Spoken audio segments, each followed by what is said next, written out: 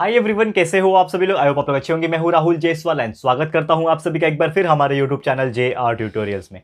Friends, आज again आपके सामने one of the most important LMR series का वीडियो मैं फिर से लेकर आ चुका हूं दोस्तों। और आज क्या पढ़ने वाले हैं, हमारे साइंस 2 सब्जेक्ट का आखिरी चैप्टर, जिसका नाम है चैप्टर नंबर 10, डिजास्टर मैनेजमेंट। सबसे पहले कुछ चीजें आपके साथ शेयर करना चाहता हूं। जैसे कि जानते हो आप कि यार हमने आपके लिए पूरा का पूरा साल भर हमने ऑलमोस्ट जितने भी कंसेप्चुअल नॉलेज के साथ जो वीडियोस थे वो हमने अपलोड किया था, ठीक है। और अभी का जो समय आप जानते हो एग्जाम्स का टाइम चल रहा है और हमने कई सारे इंपॉर्टेंट चीजें आप लोग के लिए डाल रखी है। और आपको बता दूं कि बहुत पहले, अभी से नहीं, लगभग 15-20 दिन पहले, 1 महीने पहले ही मैंने आपको इंपॉर्टेंट क्वेश्चन साइंस 1 के और साइंस 2 दोनों के दे दिए थे। साइंस 1 का पेपर तो चलो कंप्लीट हो गया। साइंस 2 के लिए आप हमारे बस सर्च कर लेना important question by JR tutorials science 2 के, वो आपको मिल जाएंगे। टेलीग्राम ग्रुप में भी हमने डाला हुआ था, तो वहां से भी आप देख सकते हो, जाके आपको मिल जाएगा, ठीक है।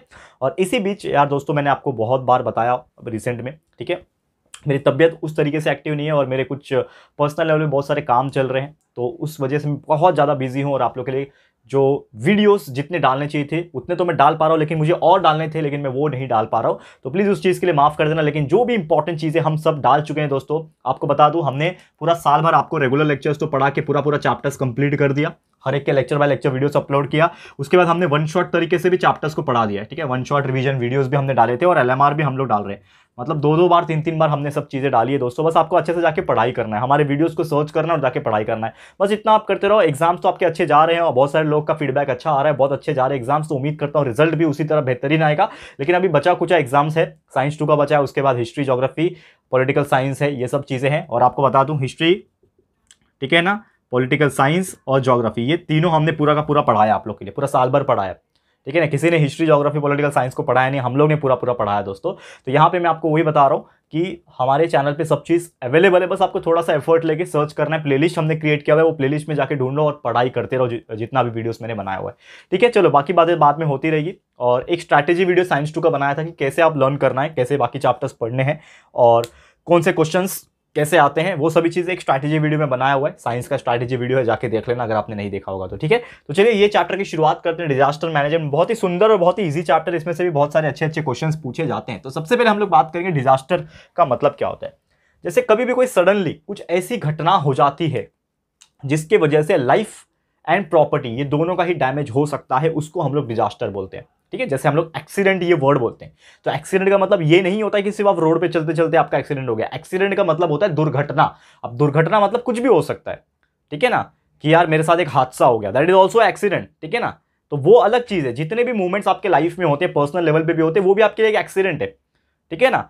तो यहां पे डिजास्टर का मीनिंग भी वही होता है। Disaster is nothing but a type of incident जिसके वजह से आपका लाइफ और हो सकता है आसपास का कुछ प्रॉपर्टी डैमेज हो जाए। तो लाइफ एंड प्रॉपर्टी डैमेज हो रहा है तो उसको हम लोग डिजास्टर बोलेंगे, ओके। अब डिजास्टर्स जो होते हैं वो बहुत सारे अलग अलग टाइप के होते हैं, जो कि हमने ऑलरेडी आपको पढ़ाया बहुत पहले। जो रेगुलर लेक्चर वीडियोस हमने पूरा चैप्टर कंप्लीट किया था, आप जानते होंगे, हमने पूरा का पूरा चैप्टर 10 का 10 चैप्टर बहुत पहले कंप्लीट करा दिया है। तो डिजास्टर जो है वो कई सारे प्रकार के होते हैं, लेकिन ये क्वेश्चन एग्जाम में पूछा जा सकता है कि explain the different types of disaster, या फिर 1 मार्क्स 2 मार्क्स के लिए शॉर्ट नोट में भी पूछ सकता है टाइप्स ऑफ डिजास्टर क्या होते हैं। तो इसको हम लोग थोड़ा सा फास्ट रिवाइज करेंगे। टाइप्स ऑफ डिजास्टर, तो हम लोग को पता है कि मेनली 2 टाइप के डिजास्टर होते हैं। एक होता है जो नेचुरल तरीके से आता है, नेचर द्वारा क्रिएट होता है, तो उसको बोलते हैं नेचुरल डिजास्टर। लेकिन एक ऐसा भी होता है जो होता है इंसानों द्वारा क्रिएटेड, यानी कि मैन मेड डिजास्टर। तो इसके बीच में पूरा सा हम लोग क्लासिफाई करेंगे और इसको प्रॉपर तरीके से डिस्टिंग्विश करेंगे। तो जैसे कि टाइप्स ऑफ डिजास्टर में अगर मैं बात करूं, एक होता है आपका जियोफिजिकल डिजास्टर, ठीक है, जियोफिजिकल डिजास्टर। दूसरा जो टाइप होता है उसको हम लोग बोलते हैं दोस्तों बायोलॉजिकल डिजास्टर। उसको हम लोग क्या बोलते हैं, बायोलॉजिकल। ये मेन क्लासिफिकेशन, इसको याद रख लो, ये आपके एग्जाम से पूछा जा सकता है। वेरी इंपॉर्टेंट टॉपिक, जो इंपॉर्टेंट है वही कराऊंगा, टेंशन मत लेना। पूरा चैप्टर नहीं पढ़ाऊंगा LMR में, आपके पास भी समय का कीमत है और हमारे लिए तो है ही दोस्तों, ठीक है ना। तो दोस्तों मैं ये चाहता हूं कि कम समय में आपको बहुत सारी चीजें दो, और हमारे पढ़ाने का तरीका भी यही है कि कम समय में हमको ज्यादा नॉलेज देना है। तो जियोफिजिकल, बायोलॉजिकल और एक तीसरा टाइप का जो डिजास्टर, जिसको हम लोग बोलते हैं मैन मेड डिजास्टर। क्या बोलते हैं दोस्तों, मैन मेड डिजास्टर। अब ये तीनों में क्लासिफिकेशन अगर बात करें बहुत डीप है। जैसे कि अगर मैं जियोफिजिकल की बात करूं तो जियोफिजिकल डिजास्टर में 2 आ जाते हैं। एक होता है आपका, यहां पे मैं बताता हूं, जियोफिजिकल में आपके 2 आ जाते हैं। सबसे पहला जो होता है दोस्तों वो होता है जियोलॉजिकल। अब जियोलॉजिकल की मैं बात करूं, नाम से ही पता चलना चाहिए, जियोलॉजिकल मतलब अर्थ के रिलेटेड जो भी डिजास्टर होगा उसको हम लोग जियोलॉजिकल बोलेंगे। इसमें एग्जांपल आ जाते हैं जियोलॉजिकल में, अर्थक्वेक सबसे बेस्ट एग्जांपल याद रखना, 2 से 3 एग्जांपल याद रखना है, ज्यादा नहीं याद रखना है। कंफ्यूजन हो जाते हो ना, तो ज्यादा से ज्यादा 2 एग्जांपल 3 एग्जांपल हर एक के टाइप का याद रख लो, वही लिखना है, उसके बारे में कुछ एक्सप्लेन कर देना है, खुद से भी एक्सप्लेन करोगे तो ये चैप्टर्स में मार्क्स मिलते हैं। ये थोड़ा सा ईवीएस टाइप का चैप्टर है, ठीक है ना, एनवायरमेंटल वाला चैप्टर है। तो जियोलॉजिकल में पहले जो जियोफिजिकल था, जियोफिजिकल में जियोलॉजिकल एग्जांपल अर्थक्वेक, और क्या एग्जांपल हो सकता है, जैसे कि आप जानते हो वॉल्केनो।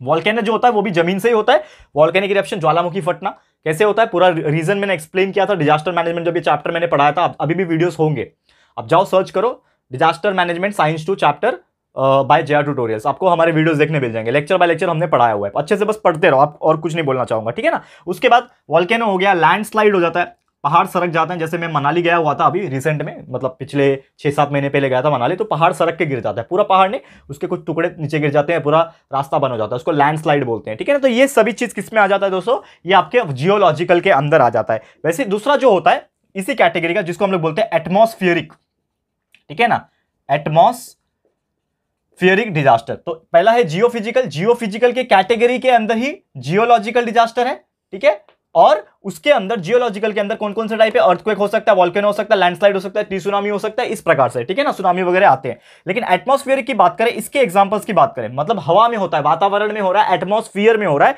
तो इसकी अगर मैं बात करूं, जैसे कि हॉट एंड कोल्ड वेव्स, आपको पता है हॉट एंड कोल्ड करंट्स बहते हैं, हॉट एंड कोल्ड वेव्स, जैसे कि आप जानते हो गर्मी के टाइम कभी कभी लू लगती है, तो हॉट वेव्स बोलते हैं उसको।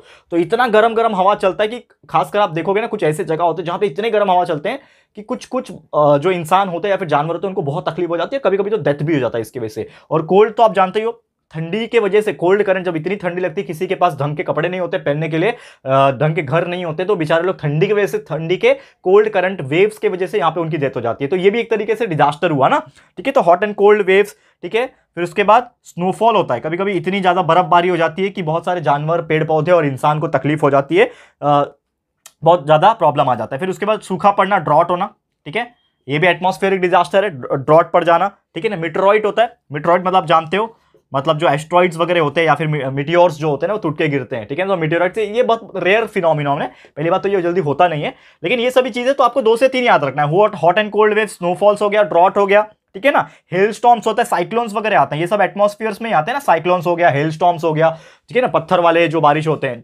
पत्थर गिरते हैं ना, कौन से पत्थर, बर्फ वाले पत्थर, हेल स्टॉर्म बोलते हैं उसको, हमारे गाँव वगैरह साइड में बहुत होता है। वहां पे बारिश जब होती है जोर से और ठंडी का मौसम होता है ना, तो बारिश जब होती है ना, तो पत्थर के टुकड़े, मतलब किसके, स्नोफॉल, नरम वाला स्नो नहीं जो कश्मीर में होता है, वो नरम नरम स्नो होता है, उससे तकलीफ नहीं होती है, वो सर पे गिरेगा तो तकलीफ नहीं, लेकिन कड़क कड़क कड़क पत्थर जैसे गिरते हैं और वो सर पे टकरा गया ना, आदमी डेथ भी हो सकता है। तो इस प्रकार से ये एटमॉस्फेरिक डिजास्टर होता है। उसके अलावा बायोलॉजिकल बात करूं, तो बायोलॉजिकल डिजास्टर नाम से पता चलेगा, यानी बायोलॉजिकल तरीके से अगर डिजास्टर हो रहा है, जैसे एग्जांपल के तौर पे 2 चीज में हो सकता है, एक तो वो हो सकता है प्लांट्स में, ठीक है ना, प्लांट्स में अगर होता है बायोलॉजिकल डिजास्टर, जैसे कि एग्जांपल के तौर पे हम लोग बात करें, जंगल है तो जंगल में आग लग गया, यानी कि फॉरेस्ट फायर हो गया, ठीक है ना, पूरा का पूरा जंगल राख हो गया, उसके वजह से एनिमल्स के लाइफ में भी तकलीफ आ जाती है, फॉरेस्ट फायर हो गया, ठीक है ना। उसके बाद आवा कुछ जंगली पेड़ वगैरह आ जाते हैं, वीड आ जाते हैं, ठीक है, वीड पूरा नुकसान पहुंचा देते हैं और पूरा जंगल को एक तरीके से नुकसान पहुंचा सकते हो, ठीक है ना। फिर कुछ घास वगैरह उग जाते हैं, अलग अलग जंगली घास होते हैं, तो ये सब तकलीफ पहुंचाते हैं, तो ये प्लांट्स का डिजास्टर एक तरीके से, ठीक है ना, बायोलॉजिकल डिजास्टर।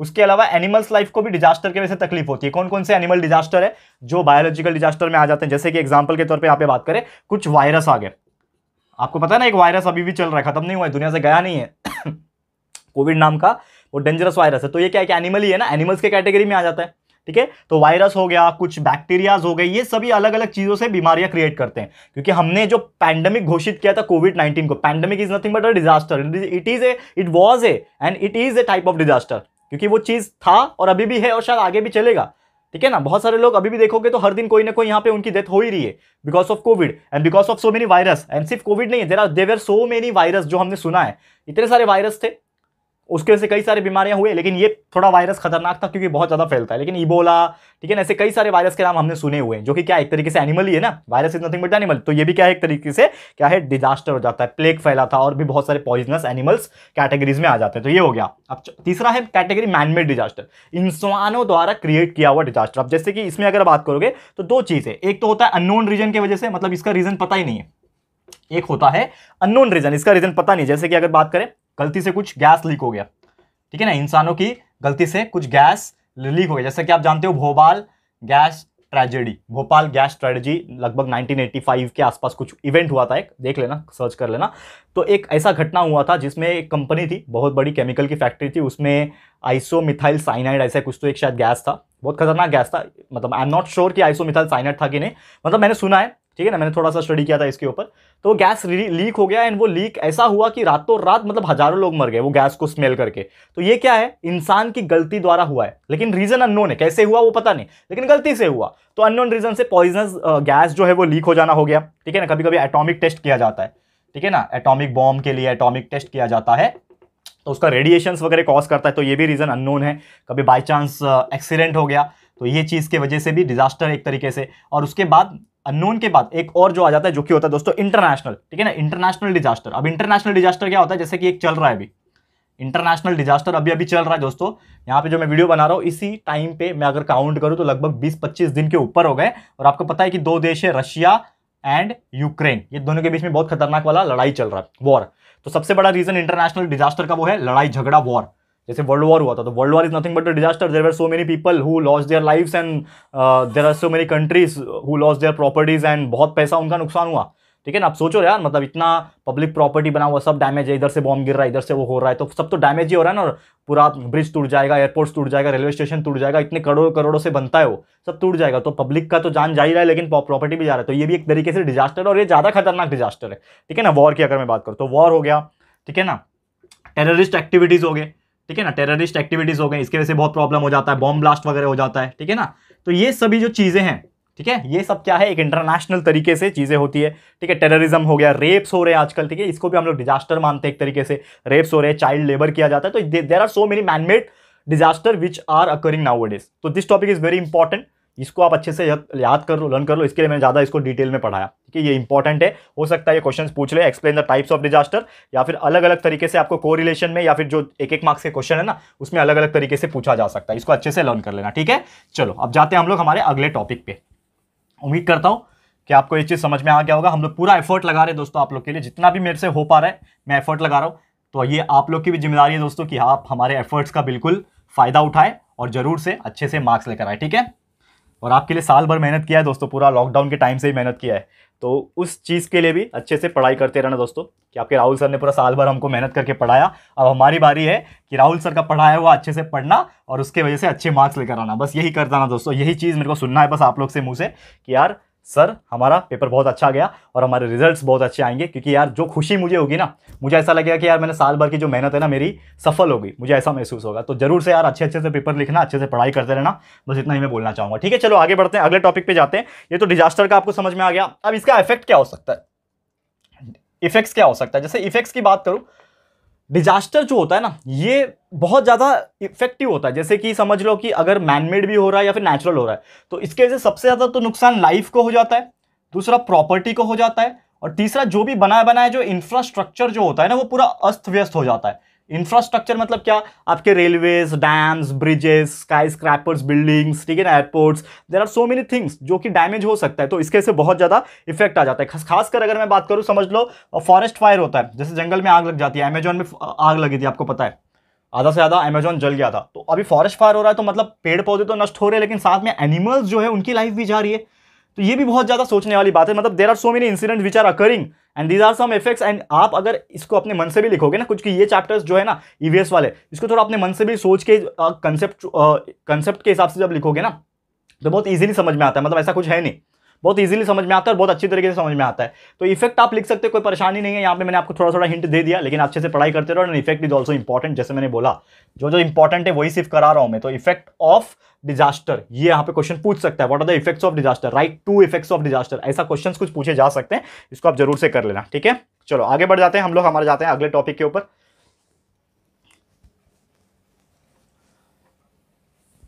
चलो नेक्स्ट टॉपिक। अब जैसे कि यहां पे बात करें कि डिजास्टर तो समझ में आ गया, कौन कौन से टाइप के डिजास्टर है, इसका क्या दुष्परिणाम है, इफेक्ट क्या है, समझ में आ गया। लेकिन ये डिजास्टर को कैसे हम मैनेज करें, तो अगला जो चैप्टर है हमारा, टॉपिक जो है जिसका नाम है डिजास्टर मैनेजमेंट, और एक्चुअल में चैप्टर का नाम भी यही है आप देखोगे तो डिजास्टर को मैनेज करना is a very challenging job. अब इसमें दो फेज आ जाते हैं, डिजास्टर को मैनेज करने के लिए दो फेज आ जाते हैं। या तो हम लोग बोल सकते हैं कि इसको डिजास्टर जब हो रहा है तो उसको प्रिवेंट कर ले, ठीक है, तो ये हर बार सक्सेसफुल नहीं हो सकता। आप किसको प्रिवेंट कर सकते हो, मतलब आप, मैं क्या बोल रहा हूं कि डिजास्टर होने के पहले ही उसको होने ही ना दो, उसको प्रिवेंट कर लो पहले से ही।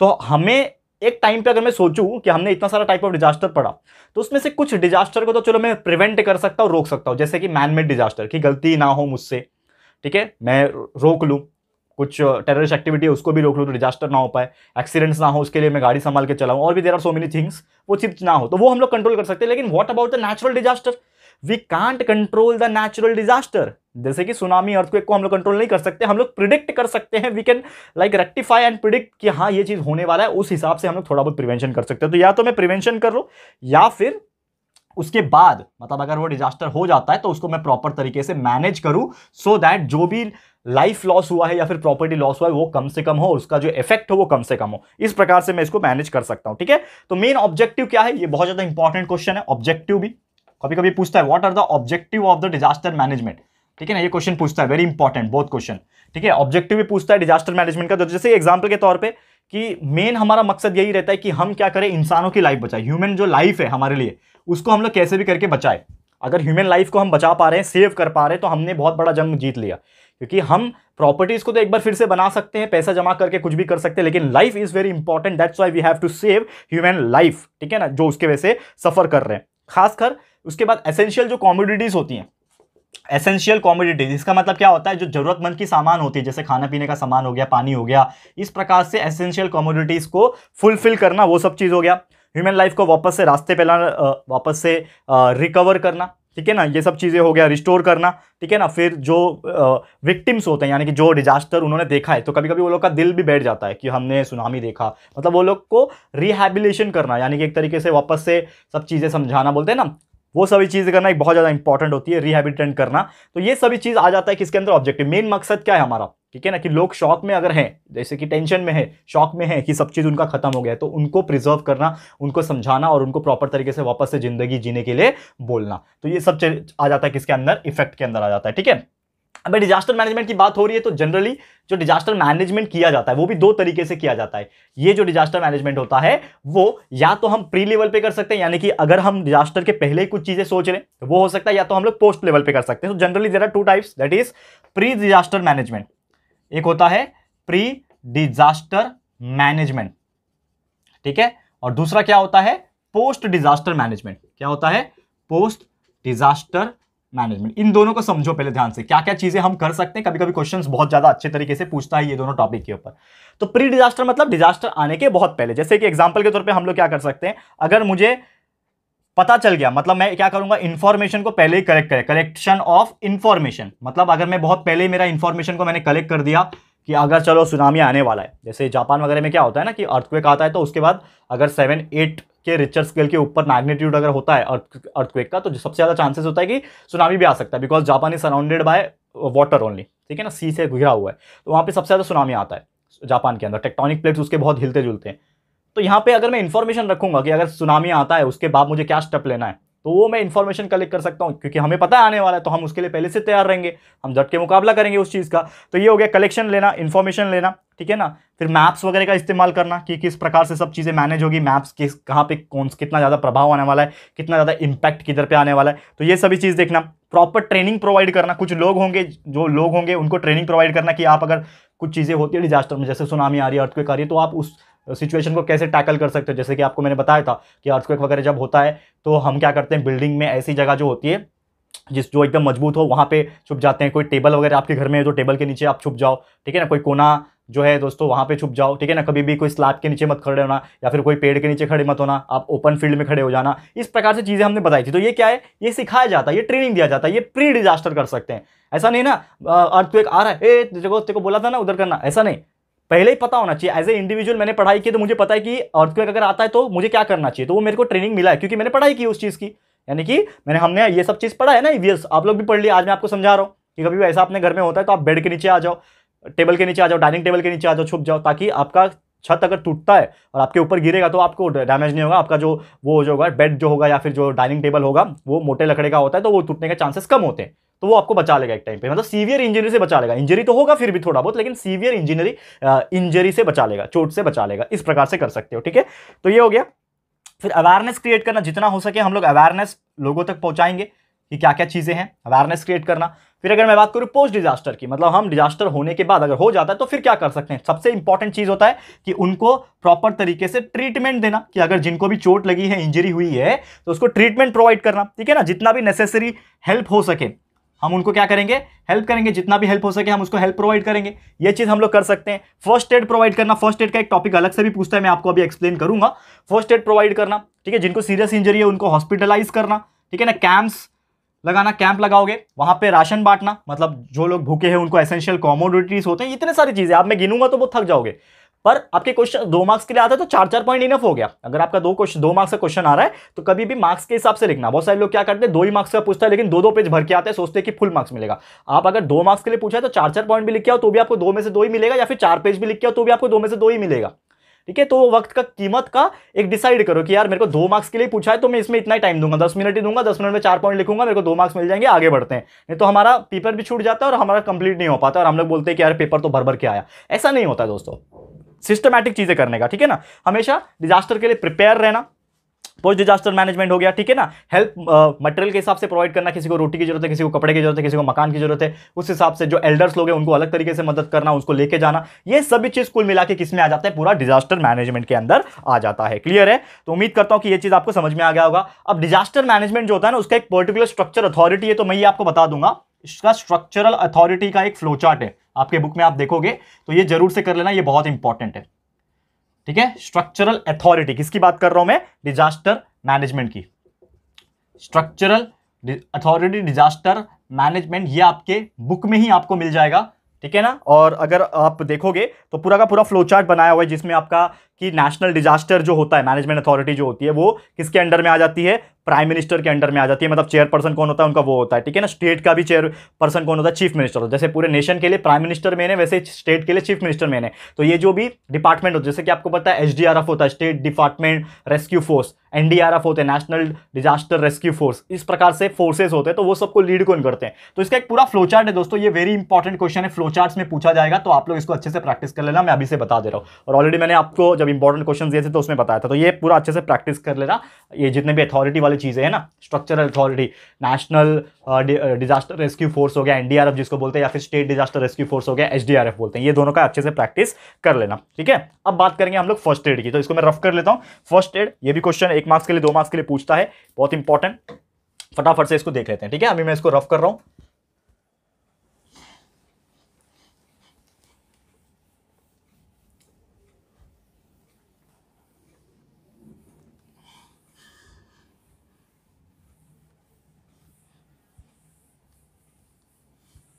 अब देखो, थोड़ा ध्यान दे, ठीक है। फर्स्ट एड की बात करें हम लोग, फर्स्ट एड नाम तो बहुत पहले सुना होगा कि कभी भी हमें चोट लगती है तो हमें क्या दिया जाता है, फर्स्ट एड। तो फर्स्ट एड क्या होता है, it is the first aid, यानी पहली दवाई, एक तरीके से आप बोल सकते हो, पहला ट्रीटमेंट आप बोल सकते हो। यानी कभी भी आपको चोट लगी है, समझ लो डिजास्टर हुआ, आप चोट लग गई, तो तुरंत हॉस्पिटलाइज करना इस कभी कभी वेरी डिफिकल्ट, ठीक है ना, कि आप चोट लगी है, डिजास्टर हो गया, हॉस्पिटल अवेलेबल है कि नहीं है, दूर है, कितना नजदीक है, तो आपको पहले अब तो ट्रीटमेंट देना पड़ेगा। खून जा रहा है, खून आपका वेस्ट हो रहा है, तो उसको प्रोटेक्ट करना, चोट लगी है तो उसको मलहम अप्लाई करना, ये सभी चीज किस में आ जाता है, फर्स्ट एड में आ जाता है, ठीक है। तो ऐसे कई सारे अलग अलग टाइप के क्या होते हैं, ट्रीटमेंट होते हैं फर्स्ट एड में। जैसे कि समझ लो पहला स्टेप आप क्या लोगे, बिल्डिंग में आग लगी है तो सबसे पहले आप बिल्डिंग में लोगों को बाहर निकालोगे। अगर जख्म जलने से लगा है तो जलने वाला कुछ चीजें अलग लगाओगे, ठीक है ना। चोट लगी है, कटिंग्स हुए तो अलग तरीके से लगाओगे। तो इस प्रकार से अलग अलग फर्स्ट एड के ट्रीटमेंट होते हैं। तो उसमें क्या क्या इक्विपमेंट्स आ जाते हैं, क्या क्या चीजें आ जाती है, ये हम लोग पढ़ेंगे। तो फर्स्ट एड की अगर मैं बात करें तो ये बहुत ज्यादा जरूरी हो जाता है कि हम लोग सबसे पहले ट्रीटमेंट प्रोवाइड करें उनको। एंड फर्स्ट एड जो किट होता है ना, फर्स्ट एड किट जिसको बोलते हैं, फर्स्ट एड किट, ये किट में बहुत सारे सामान अवेलेबल होते हैं। और ये क्वेश्चंस पूछता भी है कि क्या क्या होता है फर्स्ट एड। तो अब मैं आपको ऐसे ही बता देता हूं, आप लोग इसको याद रख लेना। जैसे बैंडेड होता है, बैंडेज लगाते हैं, बैंडेज का स्ट्रिप होता है, ठीक है, बैंडेज स्ट्रिप होता है, वाउंड गेज होता है, ठीक है, ट्राइंगुलर और सर्कुलर बैंडेज होता है। उसके बाद कॉटन्स होते हैं, हैंड ग्लोव्स हो जाता है, सोप होता है, एंटीसेप्टिक होता है जिसको हम लोग डेटॉल या फिर सैवलॉन वगैरह लगाते हैं ना, डेटॉल एंटीसेप्टिक, को थोड़ा भी कट लग गया तो पहले डेटॉल लगाते हैं ताकि सेप्टिक ना हो, तो एंटीसेप्टिक हो गया। सेफ्टी पिन्स हो गया, ब्लेड हो गया, छोटे पिन्स हो गए, नीडल्स हो गए, सीजर्स हो गया, टॉर्च हो गया, ठीक है ना, थर्मामीटर हो गया। ये सभी चीज जरूरी चीज है जो हमें फर्स्ट एड, जैसे हमारे घर में हम छोटा मोटा फर्स्ट एड रखते हैं, जैसे मेरे घर में भी आप देखोगे छोटा मोटा दवाइयां होता है, जैसे पेन किलर का दवाई हो गया, ठीक है ना, क्रोसिन वगैरह हम लोग खा लेते हैं, तो ये टाइप का दवा कोविड के टाइम तो हमेशा रखते थे हम लोग दवा। वो डोलो एक आ रहा है, फेमस हो गया काफी ज्यादा, डोलो नाम का, ठीक है ना, ये दवाई कुछ भी बुखार हुआ तो डोलो खा लो ऐसा वाला। तो ये प्रकार से दवाई हम रखते हैं, थर्मामीटर मेरे घर पे है कि यार कभी बुखार हुआ तो टेम्परेचर से चेक कर लेता हूँ। मेरे घर में तो ऑक्सीजन मीटर भी, ऑक्सीमीटर, कि मेरा ऑक्सीजन लेवल कितना है वो चेक कर सकते हैं, क्योंकि कोविड के टाइम बहुत ज़्यादा जरूरी हो गया था, ठीक है ना। तो आपको पता भी होगा, मैंने शायद नहीं बताया था लोगों को, बट मुझे भी कोविड हो गया था, ठीक है ना। I was in very critical situation, but मैंने उस टाइम पे किसी को नहीं बताया, क्योंकि मैं नहीं समझता था कि ये बताना ठीक रहेगा, ठीक है ना, क्योंकि कल क्या हो मुझे नहीं पता दोस्तों। लेकिन शायद आप लोग की जो दुआ थी ना मेरे लिए, आप लोग जो मेरे लिए प्रे करते हो, मुझे अच्छा मानते हो, शायद उस वजह से मैं बहुत अच्छे से रिकवर कर पाया कोविड के टाइम पे। ये लगभग बात है मई के टाइम पे, ठीक है ना, अप्रैल मई के टाइम 2021 की बात है ये मैंने किसी को नहीं बताया था दोस्तों, ठीक है ना। और आपने नोटिस किया होगा उस दौरान मैंने लगातार 10 से 12 दिन वीडियो नहीं डाले थे हमारे चैनल पे, क्योंकि I was very in critical stage, ठीक है। तो ये बहुत कम लोगों को पता है, आज मैं पहली बार ये ओपन प्लेटफॉर्म पे बता रहा हूँ, अदरवाइज मैंने किसी को नहीं पता, मेरे रिलेटिव्स को पता है, मेरे घर वालों को पता है, इसके अलावा और किसी को नहीं पता है ये बात, लेकिन मैं आपको बता रहा हूँ, ठीक है। मैं नहीं चाहता कि कुछ चीज़ें आपको मैं बता के फिर सिंपैथी गेन करूँ, सिंपैथी गेन करना मेरा काम नहीं है, बस मेरा काम है आप लोगों को सही तरीके से पढ़ाना, मैं यही करता हूँ, ठीक है ना। मैं बाकी लोगों जैसा अलग अलग चीज़ें बता के आपको ये नहीं करता हूँ, बस मैं एक मेरा गोल है दोस्तों, मेरा एक ड्रीम आपसे, बस यही मैं आपको हेल्प चाहता हूँ आपसे कि यार आप हमारा सपना पूरा करने में हमारी हेल्प कर दो। मेरा सपना वही है यार कि हम महाराष्ट्र में हर कोने में हर बच्चे को पढ़ाए, हर बच्चा जो क्वालिटी एजुकेशन लेना चाहता है। अभी तो यार इतना क्वालिटी में दे पा रहा हूँ, इससे बेहतर क्वालिटी आपको अभी मिलेगी। आप बोल रहे थे ना बहुत सारी चीज़, सर ये लेकर आओ वो लेकर आओ, ये भी आएगा हमारे चैनल पर, हम अपग्रेड करेंगे दोस्तों, टेंशन मत लो, बस आपका साथ चाहिए और आपका प्यार चाहिए, ठीक है ना। अच्छे अच्छे लेवल पे पहुंचेंगे, बस आपका सपोर्ट तो बनाए रखो दोस्तों, यही आपसे उम्मीद कर रहा हूं और कुछ नहीं, ठीक है। तो ये आपको समझ में आ गया। तो फर्स्ट एड किट में इतने सारी चीजें होती हैं। एक सबसे इंपॉर्टेंट टॉपिक जो अभी मैं पढ़ाने जा रहा हूं, जो कि है दोस्तों मॉक ड्रिल। नाम सुना है कभी मॉक ड्रिल का? ये क्या होता है मॉक ड्रिल? अगर मैं बात करूं ना, मॉक ड्रिल मतलब होता है कभी भी अगर कुछ चीजें होती है ना, उसका प्रैक्टिस करना। जैसे आपने ड्रिल वर्ड सुना होगा, drill, it is A drill guys, it is A drill. Drill वाला ड्रिल मशीन वाला ड्रिल नहीं, ड्रिल मतलब होता है प्रैक्टिस, ठीक है। तो मॉक ड्रिल मतलब जैसे हम लोग इंटरव्यू देने जाते हैं तो एक मॉक इंटरव्यू होता है, प्रैक्टिस वाला इंटरव्यू, वैसे ये मॉक ड्रिल मतलब अगर कोई भी समझ लो डिजास्टर आ जाता है, कभी भी एक डिजास्टर आ गया, अब डिजास्टर में क्या करना है, जैसे मैंने इतने सारी चीज बताई कि वो ट्रेनिंग प्रोवाइड करना है, फर्स्ट एड कैसे लगाते हैं, आपको भी पता होना चाहिए फर्स्ट एड कैसे लगाते हैं, there are so many things, fire से कैसे बचना है, तो ये मॉक ड्रिल में सिखाया जाता है। मतलब एक तरीके से रियल लाइफ एक्सपीरियंस बोला जाता है, अरे डिजास्टर आ गया, डिजास्टर आ गया, एक सिचुएशन वैसा क्रिएट किया जाता है और लोग जो है वो फटाफट से उसमें जो एक्शन लेना चाहिए वो लेते हैं। That is nothing but the mock drill, ठीक है। It is a practice to check the preparedness, मतलब ये प्रैक्टिस होता है ताकि हम चेक कर सके कि हम कितना प्रिपेयर है, कि वाकई में अगर डिजास्टर आ जाता है तो हम किस हिसाब से टैकल करते हैं वो सिचुएशन को। तो जितने भी लोग होते हैं, चाहे अपार्टमेंट में हो, चाहे एक पर्टिकुलर जगह पे हो, खासकर जो एसडीआरएफ एंड एनडीआरएफ की टीम होती है, स्टेट डिजास्टर रेस्क्यू फोर्स, और एक होता है नेशनल लेवल पे नेशनल डिजास्टर रेस्क्यू फोर्स, ये दोनों की टीम होती है। इनको, इनके जवानों को, इनके ऑफिसर्स को, इनके आर्मी मैन को, ठीक है ना, इनके लोगों को प्रैक्टिस दी जाती है अलग अलग तरीके से, ठीक है। तो ये डिजास्टर बनाया जाता है कि आग लग गया तो आप क्या करोगे, अर्थक्वेक आ गया तो आप क्या करोगे, इस प्रकार से चीज़ें उनको सिखाया जाता है। आपने देखा होगा ना, बहुत सारे वीडियोज़ में देखा होगा, आपने यूट्यूब पे ही देखा होगा कि बहुत सारे लोग जमा हो जाते हैं, सिलेंडर में आग लगा देते हैं, बोलते हैं अगर सिलेंडर में आग लग गया गलती से घर में तो आप क्या करोगे, तो गीला गीला गोनी करके लाते हैं और उसके ऊपर मारते हैं। आपने देखा है ना बहुत सारे वीडियोस ऐसे कॉमनली, तो वो होते हैं। तो इसके ऑब्जेक्टिव्स क्या है, मेन सबसे इंपॉर्टेंट चीज़ की मेन मकसद क्या होता है, इसका मेन ऑब्जेक्टिव क्या है मॉक ड्रिल का? ऑब्जेक्टिव यही है कि हम लोगों को सिखा सके रिस्पॉन्स क्या आएगा वो डिजास्टर का, मतलब किस प्रकार से लोग रिस्पॉन्स करेंगे डिजास्टर का, ये हम लोग देख सकते हैं। उसके अलावा कोऑर्डिनेशन इंप्रूव करना, लोगों के बीच में तालमेल अगर रहेगा, कोऑर्डिनेशन रहेगा तो कोई भी सिचुएशन आने तो वो लोग डील कर पाएंगे, ठीक है ना। तो इस प्रकार से हो गया चीजें, अपनी खुद की एबिलिटीज को पहचानना कि यार मैं किस प्रकार से वो चीज़ों को टैकल कर पाऊंगा, मेरे अंदर कितना स्ट्रांग फीलिंग है, वो हो गया, ठीक है ना। फिर एक्शंस जो भी है, जो हमने प्लान किया था उस हिसाब से एग्जीक्यूट करना, फिर प्रॉपर तरीके से एरर्स पहचानना, हम क्या गलती कर रहे हैं, क्या नहीं करना चाहिए, ये सभी चीज़ किसके अंडर में आ जाती है, मॉक ड्रिल के अंदर आ जाती है, और यही उसका ऑब्जेक्टिव है दोस्तों। क्लियर है? तो उम्मीद करता हूं कि ये चीज़ आपको समझ में आ गया होगा, और यही है पूरा कुल मिला के हमारा डिजास्टर मैनेजमेंट, जो कि मैंने LMR यानी लास्ट मोमेंट रिवीजन के तौर पर पढ़ा दिया।